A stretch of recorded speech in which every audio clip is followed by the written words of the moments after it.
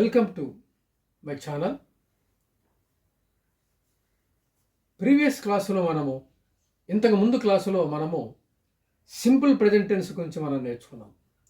Simple present అంటే ఏమిటి, దాని ఉపయోగాలు ఏమిటి, what are the uses of simple present we learned. ఇప్పుడు ఈ క్లాసులో దాని తర్వాత వచ్చేటువంటి present continuous tense. Simple present అనేది రెగ్యులర్ యాక్షన్స్కి, రోజు జరిగేటువంటి వాటికి మనం చెప్తామని చెప్పి నేర్చుకున్నాం. ఈ నెక్స్ట్ వస్తున్నటువంటి ప్రెజెంట్ కంటిన్యూస్ టెన్స్, దీని యొక్క స్ట్రక్చర్ మనం చూస్తే subject is common to all. So subject తర్వాత ఫస్ట్ పర్సన్కి అయితే యామ్ వస్తుంది, తర్వాత థర్డ్ పర్సన్ సింగులర్కి ఈజ్ వస్తుంది, సబ్జెక్ట్ ఒకవేళ ప్లూరల్ అయితే ఆర్ వస్తుంది. సబ్జెక్ట్ని బట్టి ఈ మూడిట్లో ఏదో ఒకటి రావడం జరుగుతుంది. తర్వాత వెర్బ్ అనేది తీసుకుంటాం, దానికి ఐఎన్జీ చేరుస్తాం. Verb plus ING, continuous verb కాబట్టి verb plus ING plus object or phrases ఏమైనా ఉంటే చివర మనం రాస్తాం. ఈ విధమైన స్ట్రక్చర్ మనం సెంటెన్స్ ఫ్రేమ్ చేస్తాం. యూజెస్కి వచ్చినట్లయితే present continuous tense to express an action that is going on happening at the time of speaking. Simple present regular యాక్షన్స్కి, ట్రూత్స్కి, అంటే మారని ఒక స్థితి లేదంటే మూడు కాలాల్లో ఉండేటువంటి స్థితి కోసం మనం ఉపయోగించాం. దీనికి ఏంటంటే ప్రస్తుతం జరుగుతూ ఉన్న పని. ఇప్పుడు what I'm doing here now, I am teaching, I am talking here, I am speaking here. So my action is here is I am speaking, I am teaching. నేను ఇప్పుడు టీచింగ్ చేస్తూ ఉన్నాను అంటే the action which is going on at the time of speaking, నేను మాట్లాడుతున్న సమయంలో జరుగుతున్న పని. I'm speaking, I'm moving my hands, I'm looking at the camera. ఇదంతా కూడా మనకి ఒక ప్రెజెంట్ కంటిన్యూస్ టెన్స్లో మనకి చెప్పుకుంటూ ఉంటాం. కాబట్టి ప్రెజెంట్ కంటిన్యూస్ టెన్స్లో మన స్ట్రక్చర్ ప్రకారం మనం సెంటెన్స్ తీసుకున్నట్లయితే ఐ ఆమ్ టేకింగ్ టీ, నేను టీ తీసుకుంటూ ఉన్నాను అంటే ప్రస్తుతం ఇప్పుడు జరుగుతున్నది. Taking tea is the action which is going on at the time of speaking, నేను మాట్లాడుతున్న సమయంలో అది జరుగుతుంది. ఐఎమ్ టేకింగ్ టీ అనేది ఒక ప్రెజెంట్ కంటిన్యూస్ టెన్స్ని మనకు తెలియజేస్తుంది. అంటే మాట్లాడుతున్న సమయంలో జరుగుతూ ఉన్నది అనేది మనకు తెలియజేస్తుంది. అదే ఒకవేళ ఒక రెగ్యులర్ హ్యాబిట్గా మనం చెప్తున్నప్పుడు ఐ టేక్ టీ అని మాత్రం చెప్పాం. టేక్ అనే V1 మాత్రం తీసుకున్నాం. ఇక్కడ V1కి ఐఎన్జీ కూడా చేర్చాం. టేకింగ్ అనేది ఈ తీసేసి ఐఎన్జీ అనేది చేర్చా. అక్కడ ఐ ఆమ్ టేకింగ్ టీ, నేను టీ తాగుతూ ఉన్నాను అనేది ఇక్కడ కంటిన్యూస్ సెంటెన్స్ అవుతుంది. అలాగే ఒకవేళ థర్డ్ పర్సన్ సింగులర్ మనం తీసుకుంటే షీ ఈజ్ అనేది వచ్చింది.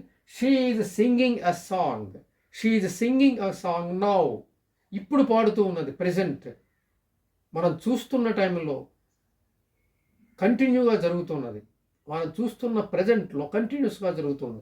కాబట్టి she is singing a song, ఆమె ఒక పాట పాడుతూ ఉన్నది అనేది కంటిన్యూస్గా మనం వెర్బ్ ఉపయోగించి మనం చెప్తాం. అలాగే ఒకవేళ సబ్జెక్ట్ ప్లూరల్ అయితే దే ఆర్ ప్లేయింగ్ చెస్, వాళ్ళు చెస్ ఆడుతూ ఉన్నారు, ఇప్పుడు ఆడుతూ ఉన్నారు, ప్రెజెంట్లో కంటిన్యూ అవుతూ ఉంది. కాబట్టి ప్రెజెంట్ కంటిన్యూస్ టెన్స్లో ఇలా మనము సబ్జెక్ట్ని బట్టి ఫస్ట్ పర్సన్ తీసుకున్నాం, థర్డ్ పర్సన్ సింగులర్ తీసుకున్నాం, అలాగే దే అనే ప్లూరల్ సబ్జెక్ట్ తీసుకుని దే ఆర్ ప్లేయింగ్ చెస్ అనేది కూడా మనం చెప్పాం. కాబట్టి ఇప్పుడు జరుగుతూ ఉన్నవి ఏవైనా సరే, I am singing a song, I'm playing chess, I am eating A banana, I'm watching TV, my father is reading paper, my mother is cooking A curry, my brother is doing his homework. ఇవన్నీ కూడా మనకి present continuous, అంటే ఇప్పుడు తక్షణం మనం మాట్లాడే సమయంలో జరుగుతూ ఉన్నవి కాబట్టి మనం ప్రెజెంట్ కంటిన్యూస్ టెన్స్ని ఖచ్చితంగా ఉపయోగించాలి. అది దాని యొక్క మొదటి ఉపయోగం అనుకున్నట్లయితే, రెండవది fixed future plans. To express fixed future plans, మనకి తర్వాత ఏదైనా ఫ్యూచర్ ప్లాన్లో మనం ఖచ్చితంగా చేద్దామని అనుకున్నప్పుడు దానే మనము ప్రెజెంట్ కంటిన్యూస్లో చెప్పచ్చు. ఇప్పుడు ఉదాహరణకి మన తెలుగులోనే ఆ, రేపు రాజమండ్రి ప్రయాణం మనకు ఉందనుకోండి, వేరే ఊరు ప్రయాణం విజయవాడ. నేను రేపు రాజమండ్రి వెళ్తున్నాను. తెలుగులో వెళ్తున్నా అనే కంటిన్యూస్ సెంటెన్స్ మనం ఫ్రేమ్ చేసి వాడాం. కాబట్టి in the same way here also in English also for fixed future ప్లాన్స్కి we can use this present continuous tense. Like I am going to Vijayawada tomorrow. I'm going to Vijayawada tomorrow. రేపు నేను విజయవాడకి వెళ్తున్నాను. Tomorrow I'm going to meet my friend. రేపు నేను నా ఫ్రెండ్ని meet అవ్వబోతున్నాను. Tomorrow I'm participating in a meeting. నేను మీటింగ్లో పార్టిసిపేట్ చేయబోతున్నా.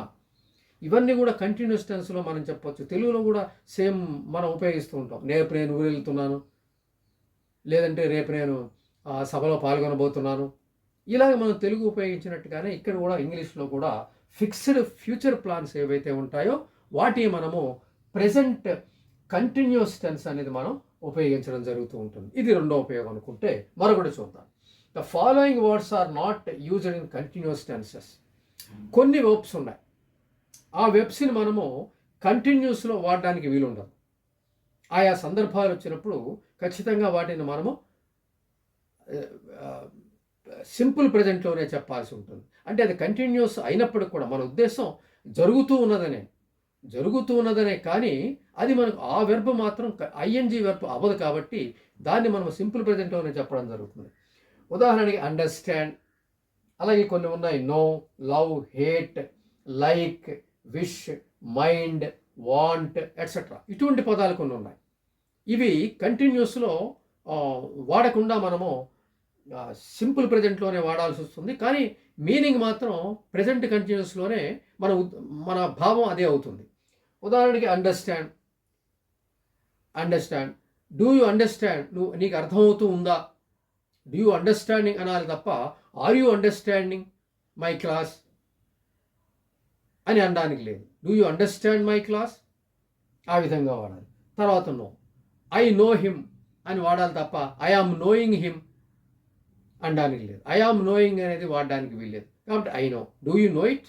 ఎస్ ఐ నో అని చేత నో అనేది. అలాగే love, I love my mother అని ఉపయోగించినట్లయితే అది ఒక కంటిన్యూస్ ఫామ్. అది అయితే దానికి మనకి సింపుల్ ప్రజెంట్లోనే చెప్పాలి కాబట్టి కంటిన్యూషన్ లేదు. కాబట్టి ఈ వెర్బ్కి I love my mother, I love God, I love my friend అని చెప్తాం. అలాగే హేట్ అనేది కూడా అలాగే ఉపయోగిస్తాం. హేటింగ్ అనేది ఐ ఆమ్ హేటింగ్ యూ అనేది వాడడం, ఐ హేట్ యూ అనేది ఉపయోగిస్తాం. అలాగే లైక్ అన్నది, విష్ అన్నది, మైండ్ అన్నది, వాంట్ అన్నది కూడా ఆ సందర్భాల్లో ప్రజెంట్ కంటిన్యూస్ అనే దానికి కాకుండా సింపుల్ ప్రజెంట్లో వాడడం ద్వారా అది కంటిన్యూస్ మీనింగ్ అనేది వస్తుంది అనేది మనం తెలుసుకోవాల్సినటువంటి మూడవ ఉపయోగంగా మనం అక్కడ గ్రహించాల్సి వస్తుంది. కాబట్టి ప్రెజెంట్ కంటిన్యూస్ టెన్స్ అనేది ప్రస్తుతము జరుగుతూ ఉన్న పనిని తెలియజేయడానికి మనం ఉపయోగిస్తాం. ఆ ఉపయోగించే క్రమంలో మనము ఒక జరుగుతున్న పనిని తెలియజేయడం, తర్వాత ఫిక్స్డ్గా ఉన్న కొన్ని భవిష్యత్తులో జరిగేవైనా సరే if they are fixed we can say it in present continuous tense. అలాగే some verbs are there like understand, know, love, hate, like, wish, mind, want అనేవి కూడా those are also must be used in simple present instead of using present continuous tense in the place of present continuous tense. present continuous tense భావమే, కానీ ఇది మనం simple ప్రజెంట్లో మనం వాడతాం. కొన్ని సందర్భాల్లో ఇవి కొన్ని వర్బ్స్ కంటిన్యూస్ వాడచ్చు, కానీ అది స్పోకెన్లో మనం మాట్లాడినప్పుడు కూడా రిటర్న్గా మనం ఎక్కువ వీటికి మాత్రం మనం ఆ విధంగా వాడడం అనేది జరుగుతూ ఉంటుంది. కాబట్టి స్పోకెన్లో మనము అవసరమైతే వీటిని అప్పుడప్పుడు మనం ఐఎన్జీ చేర్చి కూడా ఆయా సందర్భాలను బట్టి ప్రత్యేక సందర్భాల్లో వాడడం అనేది జరుగుతూ ఉంటుంది. కాబట్టి ఈ వెబ్సైట్కి సంబంధించి ఆ సమాచారం మనం తెలుసుకోవాల్సి ఉంది. కాబట్టి ఈ మూడు ఉపయోగాలు మనం ఖచ్చితంగా స్టడీ చేసి డ్రిల్లింగ్ చేసుకున్నట్లయితే, ఈ ఎగ్జాంపుల్స్ ఇంకా ఎక్కువగా తీసుకున్నట్లయితే, ఎక్కువగా రోజు రాసినట్లయితే, మనం చెప్పుకున్నాం ప్రతిరోజు LSRW, think in English, surround your self with English, ఇవన్నీ కూడా ఖచ్చితంగా జరుగుతూ ఉంటేనే ఈ క్లాసెస్కి మనకు ఉపయోగకరంగా ఉంటుంది. కాబట్టి అవన్నీ కూడా చేస్తున్న క్రమంలో ఇవి కూడా మనకి యాడ్ అయితే చక్కగా మనకి స్పోకెన్ ఇంగ్లీష్ త్వరగా వచ్చే అవకాశం ఉంది. కాబట్టి అవి కంటిన్యూ చేస్తూ ఇవి కూడా వాటిలో ఒక భాగం చేసుకున్నట్లయితే తప్పనిసరిగా అనుకున్న దానికన్నా ముందుగానే మనం ఫ్లూయెంట్గా మాట్లాడే అవకాశం ఉంటుంది. Thank you very much.